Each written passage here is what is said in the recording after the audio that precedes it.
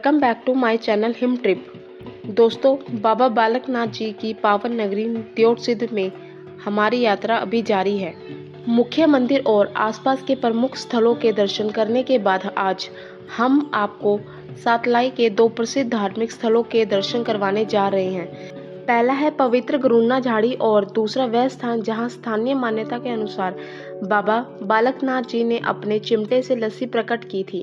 दोस्तों, आइए शुरू करते हैं आज की इस यात्रा को और चलते हैं सातलाई की ओर। आखिरकार हम सातलाई के मुख्य चौक पर पहुंच जाते हैं। यहां पहुंचते ही हमें एक और सूचना बोर्ड दिखाई देता है। इस बोर्ड पर दोनों धार्मिक स्थलों के मार्ग दर्शाया गया है। एक रास्ता गरुना झाड़ी की ओर जाता है और दूसरा उस पवित्र स्थान की ओर जहां स्थानीय मान्यता के अनुसार बाबा बालकनाथ जी ने चिमटे से लस्सी प्रकट की थी। कुछ देर हम यहीं रुककर सोचते हैं कि सबसे पहले किस स्थान के दर्शन किए जाएं। इसके बाद हम निर्णय लेते हैं कि पहले गरुना झाड़ी के दर्शन किए जाएं।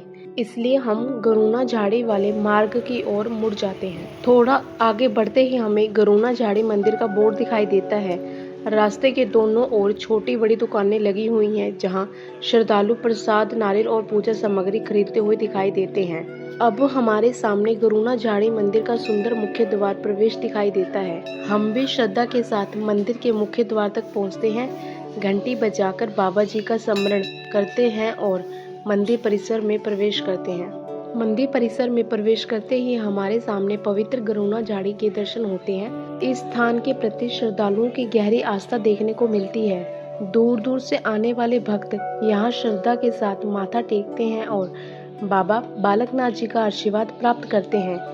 गरुना झाड़ी के समीप ही बाबा बालकनाथ जी का एक छोटा और सुंदर मंदिर भी बना हुआ है जहां श्रद्धालु दर्शन करके अपनी मनोकामनाएं बाबा जी के चरणों में अर्पित करते हैं।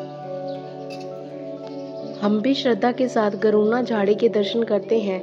इस पवित्र स्थान का शांत वातावरण और भक्तिमय माहौल मन को एक अलग ही सुकून का अनुभव कराता है। कुछ समय यहाँ बिताने के बाद हम मंदिर के मुख्य भाग की ओर बढ़ते हैं। मंदिर में प्रवेश करते ही विभिन्न देवी देवताओं के सुंदर स्वरूप दिखाई देते हैं। यहाँ बाबा बालकनाथ जी, भगवान शिव, माता पार्वती, भगवान श्री कृष्ण तथा अन्य देवी देवताओं की प्रतिमाएं स्थापित हैं। श्रद्धालु श्रद्धा भाव से दर्शन कर रहे हैं और अपनी मनोकामनाएं ईश्वर के चरणों में समर्पित कर रहे हैं। हम भी श्रद्धा पूर्वक प्रसाद अर्पित करते हैं, दर्शन करते हैं और बाबा जी का आशीर्वाद प्राप्त करते हैं। आगे बढ़ने पर हमें मंदिर परिसर में स्थित पवित्र अग्निकुंड दिखाई देता है। यह स्थान श्रद्धालुओं की आस्था का एक प्रमुख केंद्र माना जाता है।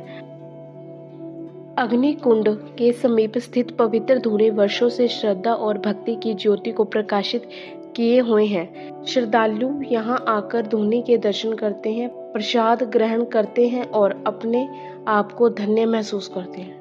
हम भी श्रद्धा के साथ धूनी के दर्शन करते हैं, प्रसाद ग्रहण करते हैं और कुछ समय इस पवित्र वातावरण में बिताते हैं। इसके बाद जब हम मंदिर से बाहर की ओर आते हैं तो मंदिर परिसर में गूंजती घंटियों की मधुर ध्वनि वातावरण को और भी भक्तिमय बना देती है। यहाँ का शांत माहौल, श्रद्धालुओं की आस्था और आध्यात्मिक वातावरण मन को सकारात्मक ऊर्जा और गहरी शांति का अनुभव कराता है। बाहर निकलते ही हमें मंदिर परिसर में स्थित एक विशाल पीपल का वृक्ष दिखाई देता है।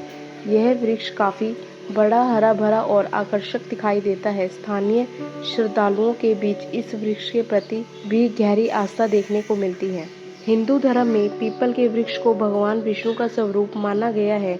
मान्यता है कि भगवान विष्णु का वास पीपल में होता है, इसलिए इसकी पूजा का विशेष महत्व बताया गया है। इसी श्रद्धा के कारण श्रद्धालु इस वृक्ष के दर्शन करते हैं और अपनी मनोकामनाओं के लिए प्रार्थना करते हैं।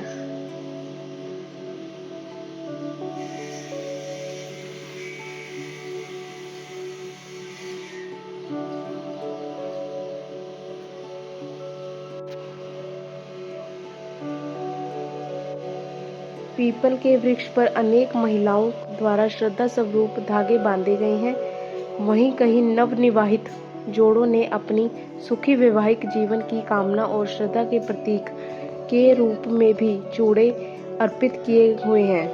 यह दृश्य यहाँ आने वाले श्रद्धालुओं की गहरी आस्था को दर्शाता है।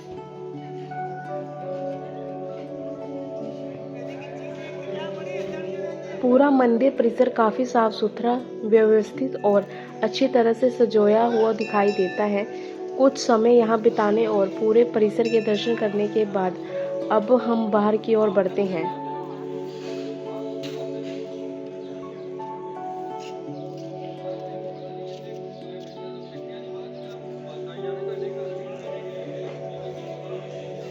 दोस्तों, गरुणा झाड़ी और सातलाई मंदिर का यह अनुभव हमारे लिए बेहद यादगार रहा। अगले भाग में हम आपको उस पवित्र स्थान के दर्शन करवाएंगे जहां से मान्यता के अनुसार बाबा बालकनाथ जी ने लस्सी प्रकट की थी। उस स्थान से जुड़ी रोचक कथा और दर्शन आपको अगले भाग में विस्तार से दिखाएंगे। तो अगर आपको ये वीडियो पसंद आई हो तो वीडियो को लाइक करें, चैनल हिम ट्रिप को सब्सक्राइब करें और अपने दोस्तों के साथ भी शेयर करें। अब हम आपसे मिलेंगे बाबा बालकनाथ यात्रा के तीसरे भाग में। जय बाबा बालकनाथ जी की।